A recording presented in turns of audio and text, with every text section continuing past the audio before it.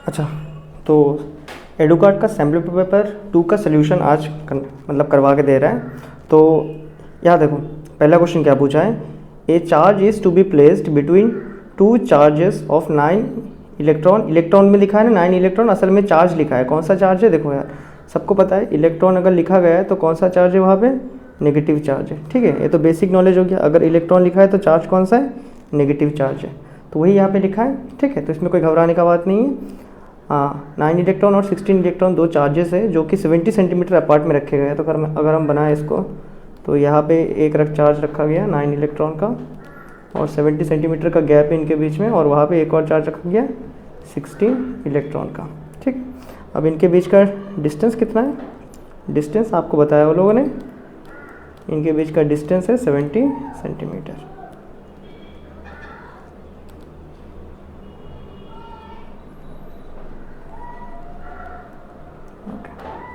अभी आपको बोल रहे हैं आपको यहाँ पे एक थर्ड चार्ज रखना है जो जिसे आपको कितना डिस्टेंस में रखना है वो आपसे पूछा है। तो जब भी इस तरह का क्वेश्चन आता है तो समझ लेना वो जो चार्ज पूछ रहा है वो क्या होना चाहिए। देखो यार, एक नेगेटिव चार्ज है, एक बोलते असल में अगर मैं बोलूँ इलेक्ट्रॉन पे चार्ज नेगेटिव होता है ना, तो कुल मिला के ए भी एक नेगेटिव चार्ज है। और यहाँ पे इसके साइड में जो रखा गया ए भी क्या है, ए भी एक 16 वाला नेगेटिव चार्ज है, -16 Q। और इसे अगर मैं बोलूँ तो -9 Q। ऐसे दो चार्ज रखे गए। अब दो नेगेटिव चार्ज है, इसके बीच में हम लोग हमेशा कभी भी फोर्सेस वगैरह कुछ भी निकालना होता है तो हम किस चार्ज को रखते हैं, टेस्ट चार्ज को रखते हैं। स्टार्टिंग चैप्टर से याद करो, किस चार्ज को रखते हैं, टेस्ट चार्ज को रखते हैं। सपोज मैंने Q0 एक टेस्ट चार्ज रख दिया, अब इसे मुझे कितना दूर में प्लेस करना है। तो उसके लिए आपको पहले थोड़ा सा कन्वेंशन ले लेना है कि आप मान लो, मुझे तो नहीं पता कितने दूर में रखे हम लोग डायरेक्टली, तो मान लो कि some sort of x distance में रख लिया इसको। अगर a वाला साइड आपका x है तो इसका बाकी बचा कुछ कितना हो जाएगा, टोटल देखो टोटल कितना है 70 है, और इसमें से x चली गया तो बाकी बचा हुआ साइड कितना रहेगा आपका 70 माइनस x। चलो ये हमने कर दिया। अब हमने माना है कि हमने इस चार्ज को जब प्लेस किया, ये चार्ज बिल्कुल भी मूव नहीं करने वाला है, मतलब एकदम इस पर जो भी फोर्सेस रहेंगे एकदम इक्वल फोर्सेस रहेंगे। तो कहने की बात कुछ ऐसा है कि कह सकता हूँ कि मैं जितना फोर्स ए 9 इलेक्ट्रॉन चार्ज लगाएगा, 9 है ठीक है, उतना ही फोर्स कौन लगाने वाला है, ए 16 इलेक्ट्रॉन चार्ज भी लगाएगा। तो क्या हो जाएगा, दोनों फोर्सेस एकदम बैलेंस हो जाएंगे। समझ रहे हो ना। अब देखो मैं यहाँ पे येलो कलर से बता रहा हूँ। अब मान लो ये जो एक पॉजिटिव चार्ज है एक नेगेटिव चार्ज है, तो इसको सपोज इस तरफ अट्रैक्शन कर रहा है, ये चार्ज भी इसे इस तरफ अट्रैक्शन करेगा। अब हम मान इस तरह रहे कि ये चार्ज एक दूसरे को इक्वली अट्रैक्ट करने वाले हैं। ठीक है, तो वो उस हाइपोथेसिस के साथ हम आगे सोल्यूशन करते हैं इसका। तो इतना सेटअप समझने के बाद तो अब सीधा फोर्स के फॉर्मूला लिख देंगे। तो मैं यहाँ पे 1/4πε0 नहीं लिख रहा हूँ, मैं डायरेक्ट लिख रहा हूँ, यहाँ से करते हैं। ठीक है, मैं डायरेक्ट लिख रहा हूँ, के से शुरू करता हूँ। ठीक है, तो क्या होता है के जो कि 1/4πε0, फिर क्या होता है Q1 Q2। तो यहाँ पे पहला चार्ज कितना है 9 इलेक्ट्रॉन, सेकेंड चार्ज जो मैंने माना कितना है, test charge Q0 upon distance कितना है x का स्क्वायर हो गया। सिमिलरली इन दो चार्जेस के बीच में कितना फोर्सेस लग रहे होंगे, अगेन के। यहाँ पे स्टार्टिंग चार्ज कौन है Q0, एंडिंग में कौन रखा है 16 इलेक्ट्रॉन वाला चार्ज अपॉन इनके बीच का डिस्टेंस कितना है 70 माइनस x का होल स्क्वायर। चलो ये तो हमने कर लिया। अब जितने भी हम लोग काट पीट सकते हैं उन्हें काट दो। जैसे देखो यहाँ पे कॉमन के है तो के कट जाएगा, कॉमन चार्ज टेस्ट चार्ज वो भी कट गया, इलेक्ट्रॉन के चार्ज काट दो, कोई दिक्कत नहीं है। तो यहाँ पे बचा क्या, अगर फाइनली देखो तो बचा 9/x² इजिकल टू यहाँ क्या बचा 16 डिवाइडेड बाई 70 माइनस x का होल स्क्वायर। ठीक है, इसके बाद हमें बस बेसिक मैथमेटिक्स ही करना है, जो फटाफट कर लेते हैं यहाँ आगे। अब देखो 9/x² इसको मैं 3/x का होल स्क्वायर लिख सकता हूँ। सिमिलरली यहाँ पे जो 16 है उसको मैं क्या लिख सकता हूँ 4/70 माइनस x का कंप्लीट का स्क्वायर। अब स्क्वायर स्क्वायर टर्म भी अपने आप कट जाए तो क्या हो गया, कुल मिला के 3/x किसके बराबर है आपका 4/70 माइनस x के बराबर। अब क्रॉस मल्टीप्लाई कर लेते फटाफट, क्रॉस मल्टीप्लाई कर लेंगे कितना आ जाएगा यहाँ पे 3 7 210 माइनस 3x किसके बराबर 4x के बराबर। अब 210 इजिकल टू माइनस वहाँ उस तरफ चले गए तो अब कर सकते हो, नहीं तो एकदम इजी काम है, ये तो बेसिक कैलकुलेशन हो गया। सो 2 1 10 इजिकल टू 7x, तो कुल मिला के x कितना आ जाएगा आपका 30 सेंटीमीटर। अब देखो 30 आपको ऑप्शन में दो बार दिख जाएंगे। ठीक है, अगर मैं देखो 30 लिखा है, 30 तो आ गया, 30 आ गया तो कंफर्म नहीं हो सकता ना, 30 सेंटीमीटर किससे? तो अगर आप देखो मैंने x किससे माना था, 9 इलेक्ट्रॉन से ना, ये 9e वाले से। तो क्या लिख देंगे, x का वैल्यू कितना है, 30 सेंटीमीटर है, कहाँ से, फ्रॉम 9e। तो हम लोगों का ऑप्शन आ जाएगा ऑप्शन ए। ठीक है, तो नेक्स्ट क्वेश्चन देखते हैं। ओके, सो जो नेक्स्ट क्वेश्चन है, ये आपका पूछा गया है सेमीकंडक्टर चैप्टर से। किसमें से पूछा गया है क्वेश्चन, सेमीकंडक्टर से। अब सुनो, अभी एक चीज़ समझा देते हैं यहीं पे फटाफट से। ये जो होता है ना, सेमीकंडक्टर इलेक्ट्रिसिटी कंडक्ट करता है, हम सबको पता है, लेकिन ये क्यों करता है इलेक्ट्रिसिटी कंडक्ट? तो इसके पास क्या होता है, दो बैंड होता है। एक होता है, देखो इलेक्ट्रिसिटी कंडक्ट होना मतलब कंडक्शन कहते हैं हम, तो एक याद रखना, कंडक्शन बैंड होता है, और एक होता है वैलेंस बैंड, जो कि आपका वैलेंस शेल को बताता है। ठीक है, जिसमें इलेक्ट्रॉन होते हैं, बराबर। इसे कहते नहीं हो, वैलेंस बैंड कहते हैं, इसको भी बैंड ही कहेंगे, कंडक्शन बैंड। अब देखो सारे केसेस में अलग अलग होते हैं, तो एक बार रिकैप के तौर पे बता देते हैं। मैं रेड कलर यूज़ करूँगा कंडक्शन के लिए। तो अगर हम इंसुलेटर की बात करते हैं, किसकी बात करते हैं, इंसुलेटर की बात करते हैं, तो ये उसका कंडक्शन बैंड लिखा मैंने, ठीक है, और ब्लू कलर से नीचे बना रहा हूँ उसका वैलेंस बैंड। तो ये जो कंडक्शन बैंड और वैलेंस बैंड होता है ना, वो बहुत ज़्यादा दूर में गैप होता है। ठीक है, लगभग कह सकते हो 3 इलेक्ट्रॉन वोल्ट का गैप होता है, पोटेंशियल गैप। मतलब अगर आप चाहो, मतलब अगर आप ट्राई करो कोई भी इंसुलेटर को, किसको, इंसुलेटर को, सपोज समझ लो कि एक लकड़ी है, अगर आप चाहो उस लकड़ी को मतलब उस लकड़ी को आप क्या चाहते हो कि उससे इलेक्ट्रिसिटी कंडक्ट हो जाए, आप चाहे तो ऐसा कर सकते हो, लेकिन 3 इलेक्ट्रॉन वोल्ट इतना ज़्यादा एनर्जी है, आप अगर उतना उससे प्रोवाइड कर दोगे तो लकड़ी जल जाएगा, तो कंडक्शन तो करेगा नहीं, बेचारा जल के राख हो जाएगा। ठीक है, तो इंसुलेटर के केस में वैलेंस गैप का मतलब जो कंडक्शन बैंड और वैलेंस बैंड के बीच में गैप कितना होता है, 3 इलेक्ट्रॉन वोल्ट का। अब बात कर लेंगे आगे की, फिर से बनाते हैं। अब बना रहा हूँ मैं इसके केस में, आपका जो कंडक्टर होते हैं ना, हम लोग कंडक्टर, ये होता है कंडक्टर का कंडक्शन बैंड, और इसका जो वैलेंस बैंड होता है ना, एक दूसरे के साथ ओवरलैप्ड होता है, समझ रहे हो। जो वैलेंस बैंड होता है ओवरलैप होता है। अभी देखो मैं यहाँ पे जो शेड कर रहा हूँ ब्लू कलर से, ये क्या हो गया, ओवरलैप्ड हो गया, समझ रहे हो ना। कंडक्शन बैंड और वैलेंस बैंड क्या होता है, एक दूसरे के ऊपर ओवरलैप्ड होते हैं, समझ रहे हो, क्या होते हैं, एक दूसरे के ऊपर ओवरलैप्ड होते हैं। इसीलिए क्या होता है, जो अपना कंडक्टर होता है ना, उसमें हमें कुछ देना ही नहीं पड़ता है। मतलब अगर मैं बोलूँ तो इसमें कितना मतलब इन दोनों बैंड के बीच में एनर्जी का गैप है, तो बोल सकते हो 0 इलेक्ट्रॉन वोल्ट। इसका मतलब आपको कुछ देना ही नहीं है, बिना आप दे के, मतलब बिना एनर्जी प्रोवाइड करिए आप उससे कंडक्शन करवा सकते हो। इसीलिए हम कंडक्टर यूज़ करते हैं, जैसे अपना कॉपर हो गया, ठीक है ना, कॉपर हो गया, फिर आपका आयरन भी हो गया, एल्यूमिनियम भी हो गया, और गोल्ड भी हो गया, ये सारे। अब यहाँ पे जो क्वेश्चन पूछा है वो पूछा है आपको सेमीकंडक्टर से, ठीक है। तो सेमीकंडक्टर का भी सेम फंडा है। ये क्या होता है, ये भी एक तरह का कंडक्टर होता है, मतलब लेकिन पूर कंडक्टर होता है, समझ रहे हो। ये हो गया सेमीकंडक्टर का मैंने कंडक्शन बैंड बनाया। देखो इलेक्ट्रिसिटी पास तभी होगा जब इलेक्ट्रॉन वैलेंस बैंड से कंडक्शन बैंड में जंप करेगा, बराबर। ये मैंने लिख दिया वैलेंस बैंड। अब जब हम बात कर रहे होते इसकी, जब हम बात कर रहे होते सेमीकंडक्टर की, तो इनके बीच का जो गैप होता है ना, इनके बीच का जो गैप होता है वो कितना होता है, 1 इलेक्ट्रॉन वोल्ट का। मतलब लगभग 1 का होता है, किसी किसी केस में मतलब अगर आप देखोगे तो 1 से 1.5 के बीच में ही होता है। मतलब अगर आप देखोगे तो 1 से 1.5 के बीच में ही होता है जो एनर्जी गैप होता है ना। फिर से लिख देते बढ़िया से। तो अगर मैं बात करूँ किसकी, सेमीकंडक्टर की, किसकी, सेमीकंडक्टर की, तो इसमें जो अपना कंडक्शन बैंड और वैलेंस बैंड के बीच में जो गैप होता है वो कितना इलेक्ट्रॉन वोल्ट का गैप होता है, 1 से लेके 1.5 इलेक्ट्रॉन वोल्ट का गैप होता है, ठीक है। ये आप याद रखना। तो वही हिसाब से आप देखो यहाँ पे, तो ऑब्वियसली देखो ऊपर कंडक्शन बैंड, नीचे वैलेंस बैंड, 1 इलेक्ट्रॉन वोल्ट, ये सही बनाया, लेकिन जो जंपिंग लेवल है इतना नीचे नहीं आता। याद रखना कंडक्शन बैंड हमेशा ऊपर ही बना के देंगे वो। तो ये कंडक्शन बैंड ऊपर है, एकदम सही। वैलेंस बैंड नीचे है, जो एकदम जनरल रिप्रेजेंटेशन है, और इनके बीच का गैप कितना है, 1 इलेक्ट्रॉन वोल्ट का। ये ऑप्शन बी एकदम सही है, ठीक है। चलो नेक्स्ट क्वेश्चन चेकआउट करते हैं। अब देखो, consider the VI characteristics of a PN junction we see that current under reverse bias. तो अगर मैं रिवर्स बायस की कंडीशन बनाऊँ तो याद होगा आपको, जब भी हम लोग रिवर्स बायस में रखते हैं, रिवर्स बायस में रखते हैं, तो ये होता है पोटेंशियल और ये होता है करंट। मतलब नेगेटिव पोटेंशियल लगा रहा है उस डायोड पे, फिलहाल समझ लो, समझना नहीं है, वही है। अब देखो आपने स्टार्टिंग में, मतलब अगर आपने एक्सपेरिमेंट स्कूल में भी किया होगा तो आपने क्या देखा होगा, स्टार्टिंग में जब आप पोटेंशियल नेगेटिव करते हो तो कोई करंट फ्लो नहीं होता है, ठीक है। एक सर्टेन टाइम तक कोई करंट नहीं होता, उसके बाद तो इनफाइनाइट करंट फ्लो हो जाता है, मतलब बहुत ज़्यादा अमाउंट में करंट फ्लो होता है। लेकिन एक सर्टेन पॉइंट तक, मतलब मैं बोल सकता हूँ एक सर्टेन पोटेंशियल तक उसमें कोई करंट फ्लो ही नहीं होता है। तो ये हमने कॉन्सेप्ट पढ़ लिया। अब ऑप्शन देख लेते हैं फटाफट।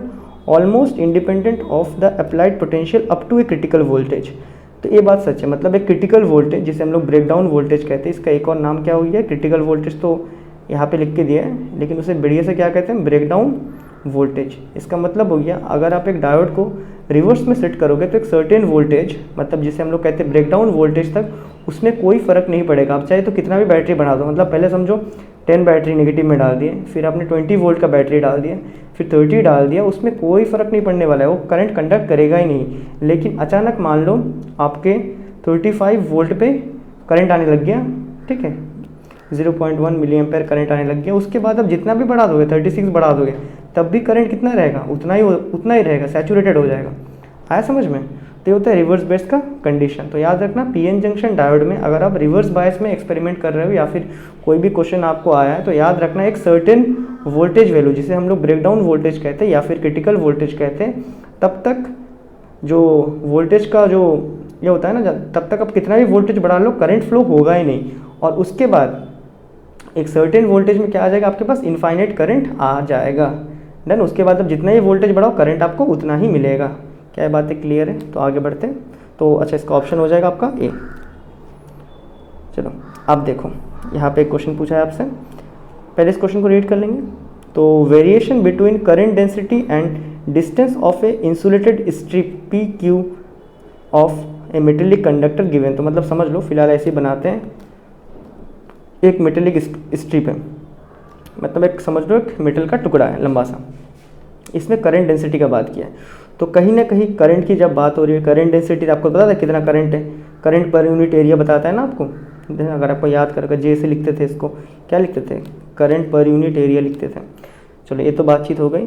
तो आपसे पूछ रहे हैं which of the following statement could explain the variation. तो strip get narrower from Q to P. अब देखो स्ट्रिप पूछा नैरो हो रहा है कि बड़ा हो रहा है। अब देखो, अगर आप देखोगे तो करंट क्या हो रहा है, धीरे धीरे कम हो रहा है। अगर आप देखो यहाँ पे करंट ज़्यादा था, जैसे ही डिस्टेंस बढ़ रहा है करंट क्या हो रहा है, कम हो रहा है। डिस्टेंस बढ़ रहा है करंट क्या हो रहा है, कम हो रहा है। डिस्टेंस बढ़ रहा है करंट क्या हो रहा है, कम हो रहा है। दिख रहा है ना आपको, डिस्टेंस के साथ करंट का क्या हो रहा है, ग्रेजुअल फॉल हो रहा है। ये ग्रेजुअल फॉल तभी हो सकता है जब क्या आ जाए इसमें, ये ग्रेजुअल फॉल जब तभी हो सकता है। देखो करंट डेंसिटी मतलब क्या हो रहा है, कहीं ना कहीं करंट डेंसिटी डिक्रीज हो रहा है। किसके साथ, अभी देखो करंट डेंसिटी डिक्रीज हो रहा है, करंट डेंसिटी कहा गया आपका जे। तो ये current density current per unit area, तो हमने यहाँ तक किया था। तो अब इसका रिलेशन क्या बन जाएगा, अगर हाँ, तो Q strip get narrower from Q to P, P to Q, तो कहा था, फ़ोन भी आ गया अचानक, ठीक है। तो फिर शुरू करते हैं फटाफट। तो इसमें अपना आंसर क्या रहेगा, तो अभी देखो, आप देख सकते हो करंट डेंसिटी के साथ एरिया क्या है, इन्वर्सली प्रोपोर्शनल है। मतलब अगर करंट डेंसिटी बढ़ेगा तो एरिया क्या होगा, छोटा होगा। तो यहाँ पे करंट डेंसिटी सबसे ज़्यादा कहाँ पे है, यहाँ पे है, तो ऑब्वियसली पी क्या हो जाएगा, छोटा हो जाएगा। समझ रहे हो आप, ऑब्वियसली आपका पी का एरिया क्या हो जाएगा, इसका एरिया क्या है, कम है। उसी तरह अगर आप देखो यहाँ पे करंट डेंसिटी क्या है, बहुत ही कम है, दिख रहा है ना, करंट डेंसिटी बहुत ही कम है। तो करंट डेंसिटी अगर यहाँ पे कम है तो एरिया ऑब्वियसली क्या हो जाएगा, बड़ा हो जाएगा। तो एरिया क्या है यहाँ पे, बड़ा है। तो यहाँ पे स्टेटमेंट क्या लिखेंगे, strip get narrower from Q to P, या फिर the strip get narrower from P to Q. कहाँ पे, हमें पता है यहाँ पे एरिया कम हो रहा है, यहाँ पे ज़्यादा है, तो पहला ऑप्शन सही रहेगा। समझ नहीं आया तो एक बार पॉज करके दोबारा रिवाइंड करके देख लो, ठीक है बॉयस। ओके, अब देखो ये वाला क्वेश्चन कहाँ से पूछा है, the two small nuclei form a bigger nuclei when the binding energy per nucleon is smaller in two smaller nuclei. तो ये वाला जो क्वेश्चन है ना, इस क्वेश्चन में थोड़ा सा गड़बड़ी किया है इन्होंने लिखने में, वैसे कोई दिक्कत नहीं है। तो अब देखो ये वाला क्वेश्चन आपको पूछा है फिशन से। कहाँ से पूछा है, फिजन। तो याद रखना फिजन से जो यहाँ पे मेन टॉपिक्स आ जाते हैं, पहला बात सन में फिजन कहाँ होता है, सन में। सन में जो एनर्जी प्रोड्यूस होता है वो किससे होता है, न्यूक्लियर फिजन से, ठीक है। फ्यूजन नहीं लिख देना, फिजन। देखो फ्यूजन क्या होता है, फ्यूजन पढ़े हो ना, फ्यूजन ऑफ गैमेट्स। इसका मतलब क्या हो गया आपका, ये मेल गैमेट और फीमेल गैमेट, तो दो मिलके। फ्यूजन क्या होता है, टूटना। सेल क्या होते हैं, कोई भी सेल स्पर्मेटोजेनेसिस वगैरह में क्या होता है, फ्यूजन होता है, मतलब वो 2 टुकड़े में टूटता है, तो फ्यूजन उसी की बात हो रही है, ठीक है, उसी को फ्यूजन कहेंगे। तो द 2 स्मॉलर न्यूक्लियाई, कुल मिला के बात ये है, जब भी कोई एक बड़ा वाला न्यूक्लियाई टूट के 2 स्मॉलर न्यूक्लियाई में बनेंगे तो उसका क्या होता है, जो एनर्जी होता है वो डिक्रीज़ हो जाता है। क्या होता है, एनर्जी क्या हो जाता है, डिक्रीज़ हो जाता है। सिंपल सी बात है, अगर वो टूट के बनेंगे, जैसे ही वो लोग यहाँ पे टूटेंगे, टूट के जब नया 2 न्यूक्लियर बनाएंगे, सपोज इसके बच्चे आ गए ए और बी, सेल का ए सी था, टूट के ए और बी बन गया, तो ऑब्वियसली जब ये जुड़ा हुआ था तब इसके अंदर बहुत सारा एनर्जी था। जैसे ही टूट गया तो इनकी एनर्जी क्या हो गया, इनके पास जो एक के पास जो एनर्जी है वो क्या हो गया, कम हो गया। तो ऑप्शन बी इसका करेक्ट आंसर रहेगा। ओके, अब देखो, अब ये वाला क्वेश्चन हमसे पूछा है, to detect the planet Venus the order of magnitude of minimum frequency of electromagnetic wave should be. ये क्वेश्चन आप कह सकते हो कहीं ना कहीं डुअल नेचर ऑफ रेडिएशन और आपका इलेक्ट्रोमैग्नेटिक वेव दोनों से मिलकर बनाया गया है, उनके बीच का है। लेकिन वहाँ पे आपने वो फॉर्मूले को पढ़ा था, मैंने आपको फॉर्मूला बताया था, मैंने बताया था ना आपको, फ्रीक्वेंसी क्या होता है, फ्रीक्वेंसी किसके बराबर होता है आपका, फ्रीक्वेंसी होता है speed of light upon lambda, मैंने कहीं ना कहीं आपको बताया था। तो यहाँ पे वही फ्रीक्वेंसी पूछा है। अब स्पीड ऑफ लाइट तो सबको नोन है ना, क्या बात है, सबको नोन है। अगर मैं बोलूँ स्पीड ऑफ लाइट कितना होता है, सबको पता है, 3 × 10⁸ नाउ यहाँ पे जो ट्रिकीएस्ट क्वेश्चन आ रहा है कि लैम्डा का वैल्यू हम यहाँ पे कितना चूज़ करें। तो जो वीनस होता है कहीं ना कहीं अप्रॉक्सीमेटली, अगर आप देखो ये वाला क्वेश्चन एनी हाउ आपको रट लेने वाला क्वेश्चन है, क्योंकि एक बच्चे के लिए भाई ये पॉसिबल नहीं है कि वीनस का डायमीटर याद रखे, ठीक है। तो कहीं ना कहीं अगर आप देखो जो वीनस का जो डायमीटर है, समझ लो, अगर कहीं ना कहीं अगर आप देखो वीनस का जो क्या है डायमीटर है, वो आपका है जाके 10⁷ कितना है, 10⁷ मीटर, समझ रहे हो। ये कहीं ना कहीं आपको याद रखना पड़ेगा। ये जो वैल्यू आएगा, जो वीनस वगैरह को नापना है तो याद रखना, एक मिनिमम वैल्यूज़ में आता है, नहीं तो कभी इस तरह क्वेश्चन पूछेगा तो आपको देना तो चाहिए। तो याद रखते फिलहाल जो वीनस का डायमीटर होता है 10⁷ मीटर होता है, ठीक है। और आपसे पूछा है कि फ्रीक्वेंसी कितना होना कोई इलेक्ट्रोमैग्नेटिक वेव का, जिससे कि हम लोग इस वीनस को क्या कर सके, मतलब मैग्नीट्यूड, मतलब क्या बोलेंगे, डिटेक्ट कर पाए वहाँ पे वो जो वीनस प्लैनेट है। कहानी कुछ ऐसा है, सपोज ये अपना अगर वीनस होता तो हम लोग कौन सा इलेक्ट्रोमैग्नेटिक वेव को यूज़ करते, उसका फ्रीक्वेंसी कितना होना चाहिए था कि जैसे हम उसको डिटेक्ट कर लेते। अब याद रखना, डिटेक्शन कभी पॉसिबल है जब क्या, इसका वेव, ये जो वेव है ना, इसका वेवलेंथ भी क्या हो जाए, इस ऑब्जेक्ट के बराबर हो जाए। क्या मैंने बोला, डिटेक्शन तभी पॉसिबल है, डिटेक्शन तभी पॉसिबल है अगर ये जो अपना वेव है इसका वेवलेंथ किसके बराबर हो जाए, इस ऑब्जेक्ट के डायमीटर के बराबर, या फिर इस ऑब्जेक्ट के साइज़ के बराबर हो जाए। डन, तभी तो रिफ्लेक्शन होगा, नहीं तो नहीं होगा। अब देखो, अब जब देखते हैं तो मुझे पता चला कहीं ना कहीं से कितना डायमीटर इसका 10⁷ है, तो मैं क्या कर दूंगा, बस इस फॉर्मूले में डाल दूंगा। तो मुझे पता है फ्रीक्वेंसी, मतलब अगर मैं इसको म्यू लिख दूँ, म्यू किसके बराबर है, सी स्पीड ऑफ लाइट मैंने लिख दिया, लैम्डा कितना है 10⁷ है। तो अगर आप देखो तो आपका यहाँ से कैलकुलेशन बहुत ही ईजी है, लेकिन मुश्किल तो यही है कि डायमीटर कितना होगा वीनस का, उसे उस मोमेंट में याद रखना। तो अगर मैं काटूंगा तो कितना आ जाएगा, यहाँ पे 1 के 10 बचेगा खाली, तो कुल मिला के 30 हर्ट्ज़ का क्या हो जाएगा, इसका फ्रीक्वेंसी हो जाएगा। तो ऑप्शन बी आपका करेक्ट है। ओके, अब देखो एक वाला क्वेश्चन आपसे पूछा है, ये क्या पूछ रहा है कि magnetic field produce by A current circular coil. Okay, एक कॉइल है, magnetic field produce by A current circular coil. Okay, circular coil क्या कर रहा है, मैग्नेटिक फील्ड बना रहा है। तो मैंने यहाँ पे कॉइल बना दिया। अगर मैंने आपको बढ़िया से तब बताया था, जब भी कॉइल में मैग्नेटिक फील्ड बनते हैं तो कैसे बनते हैं, ऐसे यहाँ पे ऐसे रिंग बनते रहेंगे, यहाँ भी एक रिंग बन जाएगा। आया बस समझ, फिलहाल डायरेक्शन नहीं बना रहा हूँ, ऐसे रिंग बनेगा, यहाँ पे ऐसा एक रिंग, यहाँ एक रिंग, फिर आपका यहाँ एक रिंग, ऐसे कंटिन्यूस रिंग के फॉर्म में बनते रहता है ना। अब देखो यहाँ पे इंपॉर्टेंट क्या होता है, ये जो रिंग होता है वो अनइवनली प्लेस्ड होता है। अगर आप देखोगे यहाँ पे बहुत ही ज़्यादा नज़दीक रहेंगे, और बाहर की तरफ क्या आएंगे, थोड़े स्पेस्ड होते हैं। पहले पढ़ा ना, अंदर के जो अंदर में सेंटर में होते हैं ना, एक दूसरे काफ़ी नज़दीक होते हैं रिंग्स, लेकिन वही आप बाहर में जाओगे तो काफ़ी दूर प्लेस्ड होते हैं वो। तो मतलब वही हुआ, magnetic field produce by A current circular coil is non uniform. कैसा है, नॉन यूनिफॉर्म है। बट हाँ, एक एक्सेप्शन है, आप लिख सकते हो कि इसका नॉन यूनिफॉर्म बनता है, लेकिन अगर आप कहीं ना कहीं 2 बार क्लोज, लेकिन अगर आप कहीं ना कहीं इसके सेंटर में देखो, कहाँ देखो, सेंटर में देखो, तो सेंटर में आप कहीं ना कहीं बोल सकते हो कैसा है, इसका यूनिफॉर्म है। समझ रहे हो, अगर आप सेंटर में देखो तो आप कहीं ना कहीं बोल सकते हो मैग्नेटिक फील्ड यूनिफॉर्म है। ओके, तो इसका ऑप्शन हो जाएगा magnetic field produce by A current circular coil is always non uniform. पढ़े पढ़े डन ना। तो आप कह सकते हो कहीं ना कहीं यूनिफॉर्म है, लेकिन कंफर्म नहीं ले लेना, ठीक है। यहाँ पे यूनिफॉर्म ऑप्शन भी दिया है, लेकिन ज़्यादातर हमें क्या दिखता है, नॉन यूनिफॉर्म, ठीक है। इसको मेट देते चलो। तो आप याद रखोगे, क्या याद रखोगे कि सर्कुलर कॉयल हमेशा क्या बनाता है, नॉन यूनिफॉर्म मैग्नेटिक फील्ड बनाता है, थोड़ी ना कोई स्टेट वायर जो यूनिफॉर्म बनाएगा। ओके, अब देखते हैं नेक्स्ट क्वेश्चन लिखा है, how will the motion of A electron projected in the direction of magnetic field will be affected. तो पहले मैग्नेटिक फील्ड बना लेते हैं। एक यह बना दी मैंने रेड वाले, ये आपके हैं magnetic field, B for magnetic field, B for ball नहीं है अभी। अब देखो, अब बोला है आपसे कि मैग्नेटिक फील्ड कैसे अफेक्टेड होगा, मतलब क्या बोलते हैं, मैग्नेटिक फील्ड में अगर हम एक इलेक्ट्रॉन को इसी डायरेक्शन में रख देंगे, इसी डायरेक्शन में छोड़ देंगे, तो क्या इलेक्ट्रॉन अफेक्टेड होगा? ना भाई, बिल्कुल नहीं होता। कुल मिला के अगर इलेक्ट्रॉन का प्रोजेक्शन मतलब समझ लो ना, अगर इलेक्ट्रॉन का डायरेक्शन मैग्नेटिक फील्ड के डायरेक्शन में ही है, तब क्या होता है, इसके ऊपर कोई फोर्स नहीं लगता है। क्या नहीं लगता है? कोई फोर्स नहीं लगता है। ये हमने कहाँ पढ़ा था? ये हमने पढ़ा था चैप्टर 4 में, जब मूविंग चार्जेस आए थे ना जब अपना मूविंग चार्जेस आए थे, तब हमने ये सब चीज़ें पढ़े थे, बराबर। अगर मैग्नेटिक फील्ड के डायरेक्शन में हम अगर इलेक्ट्रॉन को प्रोजेक्ट करते हैं तो उसमें कोई फोर्स नहीं लगता है। वही अगर हम क्या करते हैं कि इलेक्ट्रॉन को परपेंडिकुलर में रख देते हैं, ठीक है ना, याद है ना, क्यू वी क्रॉस बी पढ़े थे formula, Q V cross B, याद आ रहा है कुछ आपको? जो फोर्स का डायरेक्शन होता था क्यू वी क्रॉस बी, आया समझ में, वेलोसिटी इसका। तो जब भी हम लोग परपेंडिकुलर डालते तो कैसा, ऐसा घूम के बाहर आता था ना, याद आया? तो हाँ, अगर हम लोग सीधे उसको डालेंगे मैग्नेटिक फील्ड के डायरेक्शन पे तो उस पर कोई फोर्स नहीं लगेगा, लेकिन अगर परपेंडिकुलर डाल देंगे तो हाँ भाई फोर्स लगेगा। और फोर्स कितना होगा?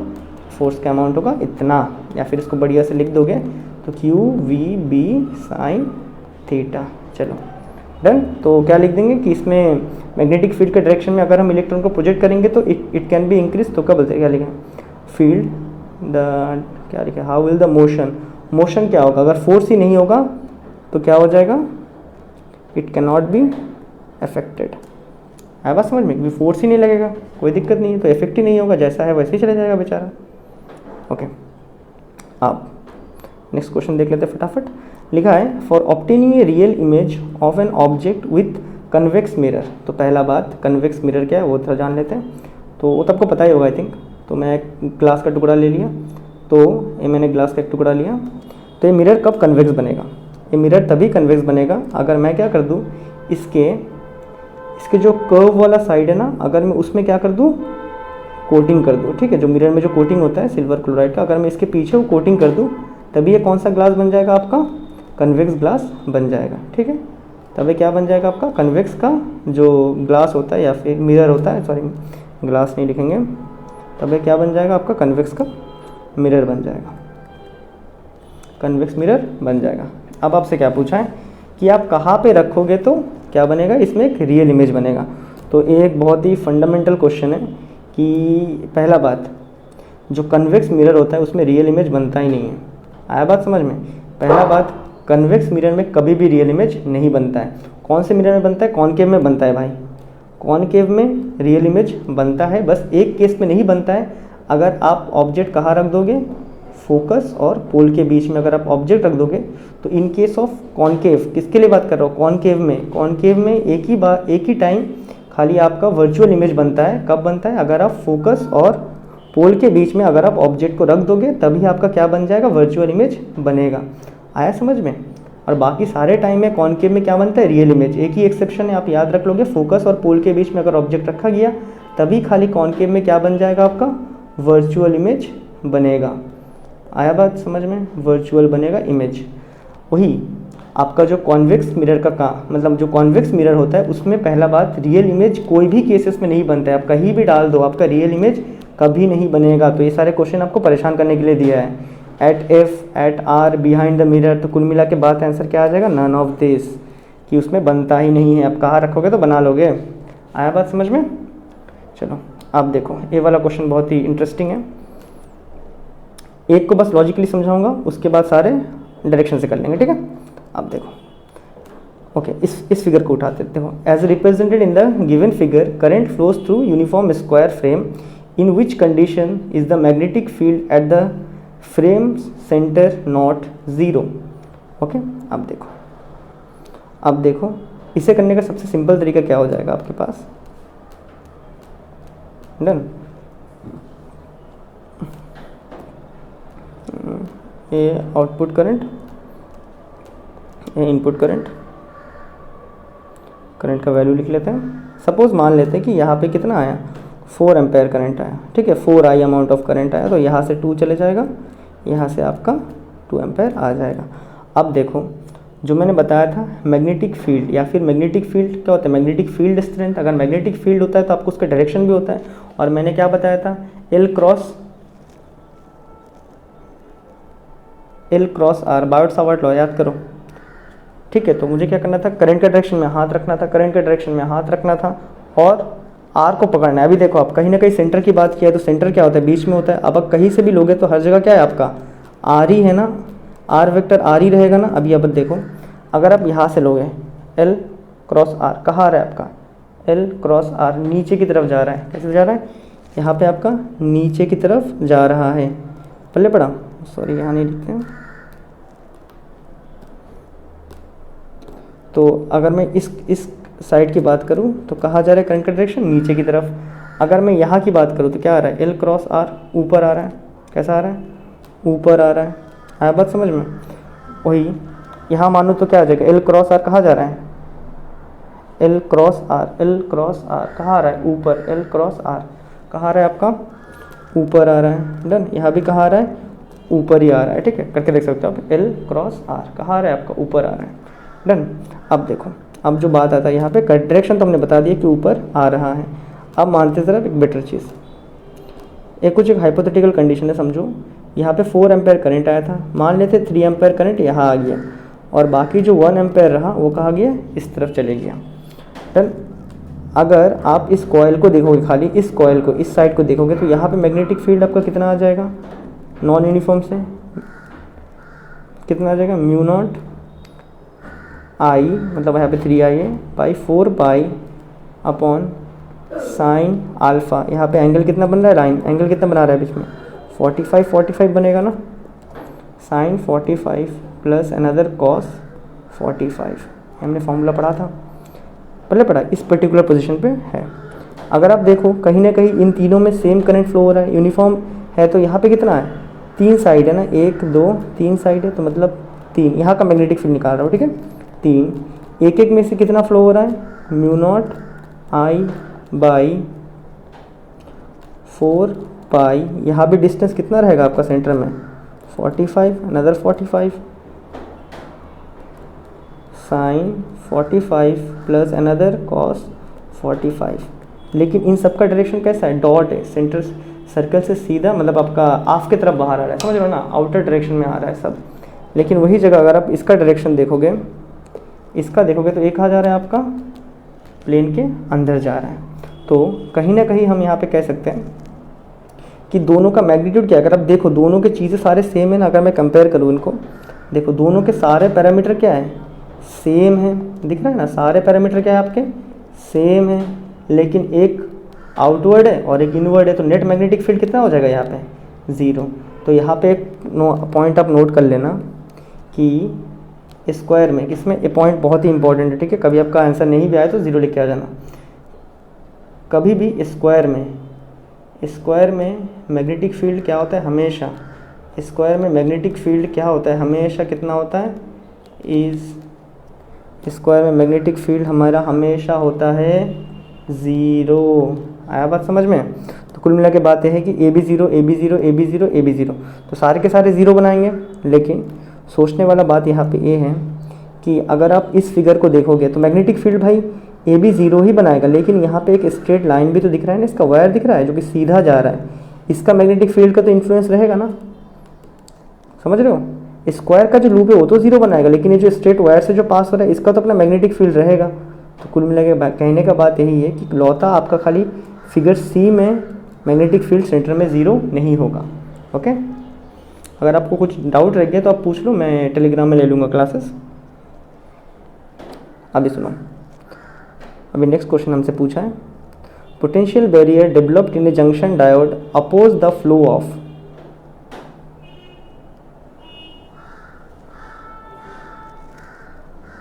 सो पोटेंशियल बैरियर जो अपना बनता है किसमें, जंक्शन में, जंक्शन मतलब एक डायोड के जंक्शन में जो पोटेंशियल बैरियर बनता है अपना, वो क्या करता है, वो खाली अपना जो खाली जो मेजॉरिटी चार्ज होता है ना, खाली क्या होता है, अपना मेजॉरिटी चार्ज होता है उसी को बस कैरी करता है, बराबर। इसका एक्सप्लेनेशन आप देख लेना, आपके बुक में डायरेक्ट दिया है एकदम डिक्टो आंसर, डायरेक्ट क्वेश्चन आ चुका है। नेक्स्ट क्वेश्चन देखते हैं। ओके, ये थोड़ा इंटरेस्टिंग है। In a half wave rectifier circuit operating from 50 hertz main frequency the fundamental frequency of the ripple would be. Okay, तो कुल मिला कह रहा है कि एक हाफ वेव रेक्टिफायर है आपके पास, तो पहले एक हाफ वेव रेक्टिफायर का आउटपुट मॉडल बना देते हैं, ठीक है। ये क्या है, हाफ वेव रेक्टिफायर। अगर आप एक हाफ वेव रेक्टिफायर को बनाओगे तो इसका काम क्या होता है, एक जो एसी होता है ना, एसी को देखो, एसी करंट को डीसी में कौन कन्वर्ट करता है, यही चीज़ कन्वर्ट करता है। देखो ये होता है अपना एसी करंट, चलो बना दिया। अब देखो ये क्या हो गया, अपना एसी करंट हो गया ना, ये क्या चीज़ है, अपना एसी करंट। अब एक डीसी करंट बना दे। अब देखो रेक्टिफायर का काम क्या होता है, रेक्टिफायर किस काम में यूज़ होता है, रेक्टिफायर आपका, रेक्टिफायर दो तरह का होता है, फुल वेव भी होता है, हाफ वेव भी होता है। एक इसका बात चल रहा है हाफ वेव रेक्टिफायर, मतलब आधा ही वेव को प्रोसेस करने वाला है। तो अगर मैं इस रेक्टिफायर को बनाऊँ अभी, तो देखो ये क्या करेगा, हाफ, देखो ए एसी का पॉजिटिव ए negative, positive cycle negative cycle, positive cycle negative cycle. तो हाफ वेव रेक्टिफायर क्या करता है, खाली पॉजिटिव सिग्नल को प्रोसेस करता है और नेगेटिव को क्या करता है, एमिट कर देता है, मतलब उसे प्रोसेस नहीं करता। खाली पॉजिटिव को करेगा, नेगेटिव को नहीं लेगा, खाली पॉजिटिव को करेगा। तो वो आपको कह रहा है यहाँ पे, वो आपको मतलब क्वेश्चन आपको, वो नहीं, क्वेश्चन आपको कह रहा है कि आपका जो in half wave rectifier circuit operating from 50 hertz, तो मतलब आपका हाफ वेव कितने में काम कर रहा है, 50 हर्ट्ज में काम कर रहा है। तो आप मुझे बताओ कि फंडामेंटल फ्रीक्वेंसी, मतलब स्टार्टिंग में इस करंट का फ्रीक्वेंसी क्या रहा होगा। तो अभी ये 50 हर्ट्ज का है, तो ऑब्वियसली इसके स्टार्टिंग में कितना रहा होगा, इसके दुगना रहा होगा, क्योंकि हाफ वेव ने क्या किया, आधा वेव को ही प्रोसेस किया, पूरा तो नहीं किया, तो इसका दुगना रहा होगा। तो आंसर कितना आ जाएगा, 100 हर्ट्ज। तो ऑप्शन हो जाएगा आपका डी। चलो अब ओके, बड़ा क्वेश्चन लग रहा है देखने में। The diameter of the moon is इतना kilometre and distance from the earth is इतना। ओके, चलो फिर डायमीटर बना लेंगे। अपना अर्थ, ये अपना मून है, क्या है, अपना मून है। मून का डायमीटर दिया है यहाँ पे, कितना दिया है, 3.5 इंटू 10⁻³ किलोमीटर, बराबर। And the distance from the अर्थ, तो यहाँ पे अपना अर्थ बना लेंगे। ये अपना अर्थ आ चुका है। अर्थ छोटा नहीं है, एक पॉइंट से ले रहा हूँ मैं डिस्टेंस, नहीं तो बोल दोगे कि भैया आपने तो अर्थ छोटा बना दिया। ये डिस्टेंस कितना है इससे, इसका इस डिस्टेंस को हम लोग कहीं ना, अगर आपने क्लास 11 में पैरेलैक्स थ्योरम पढ़ा था तो डिस्टेंस नेग्लिजिबल होते हैं लगभग, कोई दिक्कत नहीं है, ठीक है। तो 10⁻⁵ ओके, बना दिया हमने। ये है जाके इससे डिस्टेंस अर्थ से। Is being seen by a telescope whose objective lens has a focal length of, अच्छा यहाँ पे और भी चीज़, इसको एक टेलीस्कोप से देखा जा रहा है, इसको हम लोग किससे देखें, टेलीस्कोप से देख रहे हैं, और उसका ऑब्जेक्टिव लेंस का फोकल लेंथ है 4 मीटर और आई पीस का फोकल लेंथ दिया है उसने 1 मीटर, और आपसे पूछा है angular diameter of the image, तो आपको निकालना है इसका एंगुलर डायमीटर। ईशान आपको क्या निकालना है इसका, चलो रोहित है, आपको क्या निकालना है, आपको निकालना है इसका एंगुलर डायमीटर। तो याद रखना एंगुलर डायमीटर का हमारे पास जो फॉर्मूला होता है वो क्या होता है, अल्फ़ा, बराबर। हम क्या लिखते हैं इसको, अल्फ़ा, और ए होता है आपका मैग्नीफिकेशन इनटू आपका जो यहाँ पे एंगल बनता है, इसके बीच में जो एंगल थीटा बनता है उसको मल्टीप्लाई करेंगे तो आपका आ जाएगा एंगुलर मैग्नीफिकेशन। तो अब देखते हैं, तो पहले निकालते हैं, पहले मैग्नीफिकेशन, जो लीनियर मैग्नीफिकेशन निकालते हैं, ठीक है। तो लीनियर मैग्नीफिकेशन क्या होता है आपका, in case of telescope minus objective lens, focal length of objective lens upon focal length of eyepiece. तो यहाँ पे आपका ऑब्जेक्टिव लेंस का फोकल लेंथ कितना है, 4 है, क्या बात है, क्लियर है। और ये क्या बोलते हैं, आई पीस का फोकल लेंथ 1 है। तो कुल मिला के कहीं ना कहीं कितना आ जाएगा आपका यहाँ पे 4 आ जाएगा, -4 से कोई फ़र्क नहीं पड़ता है, मैग्नीफिकेशन ही तो है, ठीक है। तो 4 आ गया मैग्नीफिकेशन। अब निकालते हैं थीटा की वैल्यू। तो थीटा क्या होता है, आपने पढ़ा है, अगर आपने वो रेडियन वाला कॉन्सेप्ट पढ़ा है तो आपने देखा होगा, ये जो थीटा होता है वो क्या होता है, कितना आर्क लेंथ है अपॉन कितने रेडियस में, आया समझ में, L/R। तो यहाँ से थीटा निकाल लेंगे। So theta is equal to, हमें पता है L/R होता है। अब यहाँ पे L क्या होता है, आर्क लेंथ। तो कहीं ना कहीं अगर आप देखो तो ये आर्क लेंथ के माफी की बिहेव कर रहा है। तो कितना है फिलहाल है 3.5 इंटू 10⁻³ अपॉन आर्क लेंथ कितना है यहाँ पे 3.8 इंटू 10⁵ तो अगर आप निकालोगे इसमें से तो आपके पास थीटा का वैल्यू कितना आ जाएगा, अगर आप यहाँ से निकालोगे तो आपके पास थीटा का वैल्यू आएगा 0.09 रेडियन। कितना आ जाएगा 0.09 रेडियन, बराबर। कैलकुलेट किया वाला वैल्यू है, आप निकालोगे तो आ जाएगा। हो सकता है कि 1-2 पॉइंट ऊपर नीचे आए बट आ जाएगा। अब आपको निकालना है एंगुलर डायामीटर। क्या निकालना है एंगुलर डायामीटर, बराबर। एंगुलर डायामीटर को किससे लिखते हैं, अल्फा से लिखता है। किसके बराबर होता है थीटा इंटू लीनियर मैग्नीफिकेशन। अब थीटा कितना है यहाँ पे 0.09 और साथ में मैग्नीफिकेशन आ गया कितना 4, कितना आ जाएगा 36, ओ सॉरी 36 नहीं आएगा तो यहाँ पे आ गया अपना 36 और कितने आगे पॉइंट क्रॉस करना है 2, तो 0.36 रेडियन आ चुका है। अब इसको अगर मुझे डिग्री में, आंसर तो मुझे ऑप्शन तो डिग्री में दिया है ना, कन्वर्ट करेंगे तो 0.36 किससे मल्टीप्लाई करना है मुझे 180/π से। और अगर आप इसे कर लोगे तो मैंने करके देखा है लगभग 20 point some sort of degree आ जाता है। अब करके देख लेना, ठीक है। तो वो हिसाब से अपना आंसर आ जाएगा ऑप्शन बी, बराबर। चलो आगे बढ़ते हैं। अब देखो, अब आपसे बोला है कि एक फार साइटेडनेस पीपल है, एक फार साइटेड पर्सन है। तो यहाँ पे याद रखना जो फार साइटेड पर्सन होते हैं ना, क्या जो फार साइटेड पर्सन होते हैं, एक फार साइटेड पर्सन क्या करता है, मतलब उसके साथ क्या होता है, उसे जो दूर का चीज़ होता है ना, जो दूर का जो विज़न होता है ना, दूर का विज़न समझ रहे हो ना, दूर का विज़न उसका एकदम परफेक्ट होता है। लेकिन उसका जो नज़दीक का विज़न होता है ना, मतलब लिख देंगे जो उसका पास का विज़न होता है, पास का विज़न क्या होता है, ये एकदम बेकार होता है, बराबर। तो ये आप याद रखना, फार साइटेड पीपल की बात चल रही है यहाँ पे। अगर हम इसके डायग्राम को बनाएं, ये far sighted person has a near point of 60 centimetre. तो अगर मैं उसका आर्क बनाऊँ, मतलब वो 60 सेंटीमीटर में एकदम एग्जैक्टली एकदम क्लियरली देख सकता है, बराबर। मैंने इसका आर्क बना लिया, चलो बातें क्लियर है। अब देखो वो क्लियरली कहाँ तक देख सकता है, 60 सेंटीमीटर तक वो एकदम क्लियरली देख सकता है। आया बात समझ में, कहाँ तक 60 सेंटीमीटर तक वो एकदम क्लियरली देख सकता है। अब वो क्या करना चाहता है, देख सकता है मतलब क्या हो जाएगा, इमेज डिस्टेंस हो जाएगा वो ना, देख सकता है मतलब इमेज डिस्टेंस, और साइन कन्वेंशन से लेंगे तो इस तरफ नेगेटिव लिखते हैं, तो इमेज डिस्टेंस 60 लिख दिया हमने। अब उसे कहाँ का ऑब्जेक्ट बाय द वे देखना है, उसे देखना है एक 25 सेंटीमीटर में रखा हुआ ऑब्जेक्ट, और उसे देखना है 25 सेंटीमीटर में रखा हुआ ऑब्जेक्ट को उसे देखना है।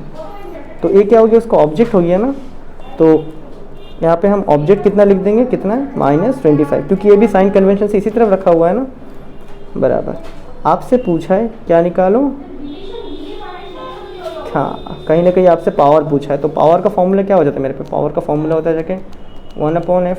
तो मुझे पहले f निकालना है, तो f निकालना शुरू करते हैं। हमारे पास लेंस फार्मूला है, हमें लेंस फार्मूला क्या कहता है, लेंस फार्मूला क्या होता है 1/f = 1/v - 1/q, बराबर। तो यहाँ पे डाल देंगे 1/f = 1/-60 और यहाँ पे आ जाएगा -1/u, बराबर है। तो उसके बाद बढ़िया से कर लेंगे, तो यहाँ से अपना 1/f का वैल्यू कितना आ रहा है, मैं डायरेक्टली बता रहा हूँ, आपका 1/f का वैल्यू आ जाएगा 7/300, ठीक है।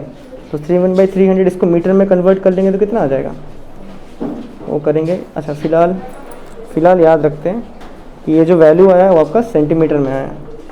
तो अगर मैं यहाँ पे पावर निकालूँ किस फॉर्मूले से, 1/f से, तो 1/f कितना आ गया आपका 7/300 सेंटीमीटर। और सेंटीमीटर को अगर मुझे मीटर में कन्वर्ट करना है, किस में, सेंटीमीटर को अगर मुझे मीटर में कन्वर्ट करना है तो मुझे डिवाइड करना पड़ता है बाई,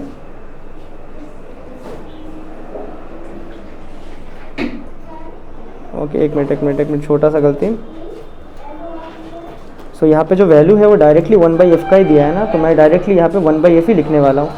तो कितना आ जाएगा 7/300, बराबर। इसको मुझे इस सेंटीमीटर में, अगर मुझे इसे मीटर में कन्वर्ट करना है तो 7/300, साथ में हमने लिख दिया एक और 100, तो काटेंगे पीटेंगे पावर कितना आ जाएगा आपका, मतलब वही 7/3 बच रहा है, तो 3 2 ज़ा 6, 3 2 ज़ा 6.638, मतलब प्लस में आएगा पावर आपका। चलो हो गया 2.33 आ जाने वाला है प्लस में।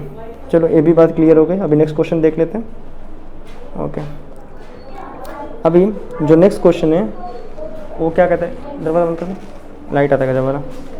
अब जो नेक्स्ट क्वेश्चन है वो कहता है कि figure shows a diode connected to an external resistance and in EMF of if the barrier potential of the diode. Okay, अब देखो यहाँ पे एक डायोड रखा गया है, तो डायोड के केस में क्या होता है, जब तक उसे एक certain amount of electron volt, मतलब कुल मिला के वोल्ट नहीं मिलेगा, तब तक वो कंडक्शन शुरू नहीं करता है। तो मैंने यहाँ पे 4.5 वोल्ट का बैटरी तो लगा दिया, कितना 4.5 वोल्ट का बैटरी तो लगा दिया, लेकिन इसको ऑपरेट करने के लिए कितना वोल्ट खाने वाला है, दिख रहा है ना पोटेंशियल बैरियर, मतलब वो 0.5 वोल्ट अपने अंदर ही रख लेगा, तभी वो काम करना शुरू करेगा। तो हमारे पास इफेक्टिव पोटेंशियल कितना बच जाएगा, 4 वोल्ट। चलो calculate the value of current in the circuit, तो आपको करंट निकालने वाला है वो भी मिली एम्पेयर में। चलो निकाल देंगे फिर, कोई दिक्कत नहीं है। तो करंट का फॉर्मूला अभी देखो, अभी अगर मैं इसको 0.5 वोल्ट दे दूंगा इस डायोड को, तो इलेक्ट्रिसिटी कंडक्ट करना शुरू कर देगा, और मुझे पता है V = IR होता है। तो कुल मिला के अगर मैं यहाँ से रेजिस्टेंस निकालूँ तो रेजिस्टेंस क्या आ जाएगा आपका, V/I आएगा। और यहाँ पे इफेक्टिव पोटेंशियल कितना बच रहा है, यहीं पे गलती होता है, 4 बच रहा है, बराबर। ओह सॉरी, यहाँ पे आपको निकालना है करंट, निकालना है करंट का वैल्यू पूछा है मिली एम्पेयर में। तो यहाँ से अगर मैं करंट लिखूँ तो करंट कितना होगा आपका, V/R होगा। तो यहाँ पे पोटेंशियल V कितना, इफेक्टिव कितना है आपके पास, 4 वोल्ट है, रेजिस्टेंस कितना है आपके पास, 100 है, पहले पड़ा। तो यहाँ से आपके पास करंट कितना आ जाएगा, यहाँ से आपके पास करंट आ जाएगा, अगर आप उसको सॉल्व करोगे तो आपको करंट का वैल्यू डायरेक्टली मिलेगा 0.04, कितना मिल जाएगा, 0.04 एम्पेयर। लेकिन आपको इसको मिली एम्पेयर में कन्वर्ट करने बोला है, तो याद रखना 1 एम्पेयर के अंदर आप बोल सकते हो कि 1000 मिली एम्पेयर होता है। तो अगर ये बात सच है तो मैं इसको इक्वेशन को कैसे लिख सकता हूँ अभी, I = 0.04 इंटू साथ में 10,000, तो करूँगा तो कितना आ जाएगा, 40 मिली एम्पेयर। चलो इसका भी हो चुका है ऑप्शन सी। अब चलो नेक्स्ट स्टेटमेंट पढ़ते हैं। अब असर्शन रीजनिंग है, तो आप एक बार देख लेना। असर्शन रीजनिंग पहला वाला होता है, इसमें दो ए और मतलब असर्शन और रीज़न दोनों सही है, और आर क्या है, करेक्ट एक्सप्लेनेशन है असर्शन का। और एक में क्या होता है, बी में होता है असर्शन रीज़न दोनों सही है, लेकिन रीज़न क्या है, करेक्ट रीज़न नहीं है। फिर आता है असर्शन गलत है, रीज़न फॉल्स है, मतलब असर्शन ट्रू है, रीज़न फॉल्स है। फिर डी में असर्शन गलत है और रीज़न भी गलत है। तो पहले देखो, at absolute 0 kelvin temperature semiconductor behave like a insulator. Okay, तो सेमीकंडक्टर हमें अभी तक क्या पता चला, सेमीकंडक्टर में अगर हम लोग एक certain amount of electron volt provide कर देंगे या फिर एनर्जी प्रोवाइड कर देंगे in the form of heat, कुछ भी हो सकता है, बट एनर्जी प्रोवाइड करना है, तो ये क्या करने लग जाएगा, इलेक्ट्रिसिटी कंडक्ट करेगा, इलेक्ट्रिसिटी कंडक्ट करेगा, बराबर। लेकिन यहाँ पे गौर करने वाला बात क्या है कि 0 केल्विन बोला है। याद रखना, ये जो 0 केल्विन होता है ना, इसे कहते हैं हम एब्सोल्यूट टेम्परेचर। क्या कहते हैं, एब्सोल्यूट टेम्परेचर। और ये पूरे यूनिवर्स में कहीं एग्जिस्ट नहीं करता है, एक हाइपोथेटिकल टेम्परेचर है, ठीक है। और ये बात एकदम सच है, जब वो 0 केल्विन में होता है तो सेमीकंडक्टर क्या एकदम परफेक्ट इंसुलेटर जैसा बिहेव करता है। इसका मतलब असर्शन एकदम सही है। रीज़न क्या बोला है, at 0 temperature, at absolute 0 kelvin temperature covalent bond are very weak. ये सही नहीं है, पहले पढ़ा।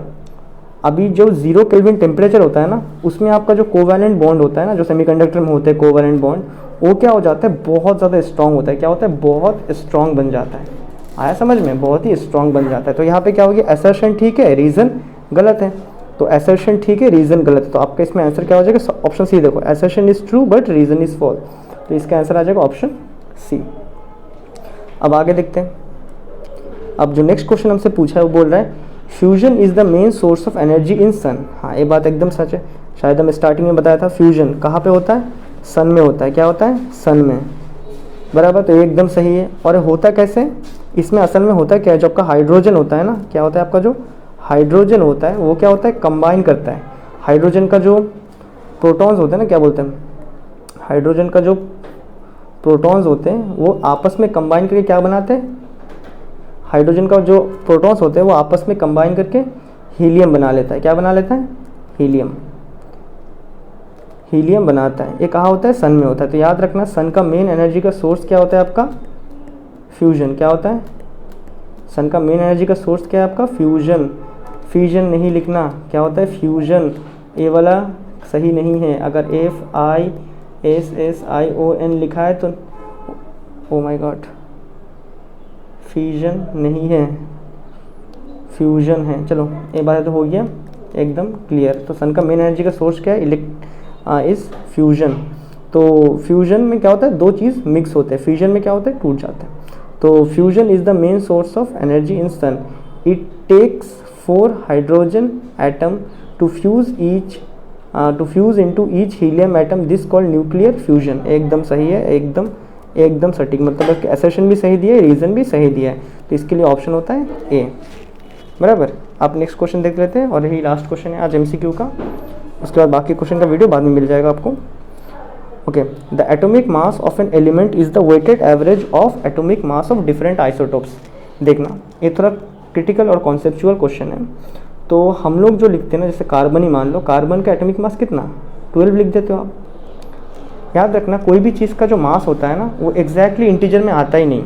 तो अगर मैं आइसोटोप्स की बात करूँ, ध्यान देना जरा इस क्वेश्चन में, अगर मैं आइसोटोप्स की बात करूँ तो कार्बन का C12 भी होता है, पहले पढ़ा, C13 भी होता है, ये सुना नहीं होगा आपने, C14 भी होता है। ये अलग बात है, कोई एक ज़्यादा कोई एक कम मिलता है नेचर में। अब देखो, अब जो C12 होता है इसका एटॉमिक मास 12, C13 का एटॉमिक मास 13, C14 का कितना होता है? 14 हो जाता है। और भी बहुत सारे। अब हम लोग 12 ही क्यों लिखते हैं? याद रखना हम लोग 12 क्यों लिखते हैं? ये क्या होता है? एवरेज होता है। हम लोग क्यों लिखते हैं 12? क्योंकि ये एवरेज वैल्यू है, ठीक है ना। एवरेज वैल्यू 12 होता है, वो भी एग्जैक्टली 12 नहीं आता है, लेकिन हम लोग उसको राउंड ऑफ करके 12 मान लेते हैं। क्या बात समझ में आया? तो याद रखना हम लोग जो भी इसके आइसोटोप्स होते हैं ना, क्या होते हैं? आइसोटोप्स होते हैं। उसमें आइसोटोप्स में, अच्छा आइसोटोप जब बात आ गई इसी भी थोड़ा बोल देते हैं। आइसोटोप्स में क्या हो जाता है आपका? सेम क्या हो जाता है आपका? सेम प्रोटॉन रहता है, इसीलिए प्रोटॉन सेम हो जाता, मतलब सेम प्रोटॉन होता है, बट डिफरेंट क्या रहता है इसमें? डिफरेंट क्या होता है इसमें आपका? प्रोटॉन सेम है, डिफरेंट इलेक्ट्रॉन तो कोई बोलना ही नहीं। डिफरेंट क्या होता है? न्यूट्रॉन होते हैं। आया समझ में? तो आइसोटोप में क्या होता है? सेम प्रोटॉन होते हैं बट डिफरेंट न्यूट्रॉन रहते हैं। और हम लोग कोई भी एलिमेंट का एटॉमिक मास, इंपॉर्टेंट क्वेश्चन है, कोई भी एलिमेंट का एटॉमिक मास हम लोग क्या करते हैं? एवरेज लेके निकालते। क्या लेके निकालते? एवरेज लेके निकालते।